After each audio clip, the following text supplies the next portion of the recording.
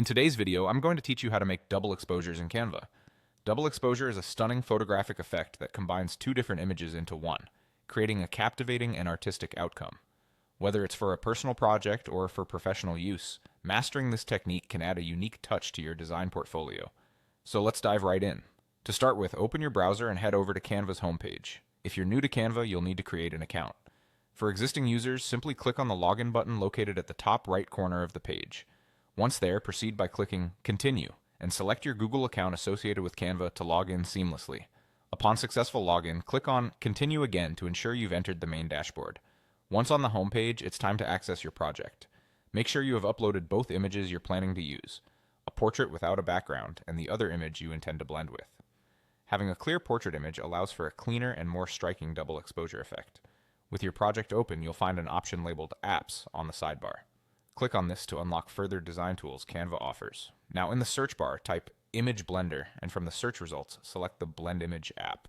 This specific app is designed to facilitate the blending process, making it an ideal choice for creating double exposures. Once the app is open, click on the portrait image from your uploads. This will be used as the base or bottom layer of your double exposure effect. Confirm this selection by clicking on Use Selected Image as the bottom layer. Next, select the background or secondary image you've chosen, which will serve as the top layer in your composition. Again, confirm your choice by clicking on Use Selected Image as top layer. A crucial step at this point is to ensure that the blend mode is set to screen. This setting is fundamental as it determines how your two images will merge visually, ensuring the desired effect is achieved. Once you're satisfied with the blend, click on Add to Design. This will integrate your newly created double exposure image into your Canva project. If you're looking to fine-tune your design further, you can click on Highlight under the Effects panel. This allows you to adjust the brightness and contrast, refining the visual impact of your double exposure. And there you have it. You've just created a captivating double exposure using Canva.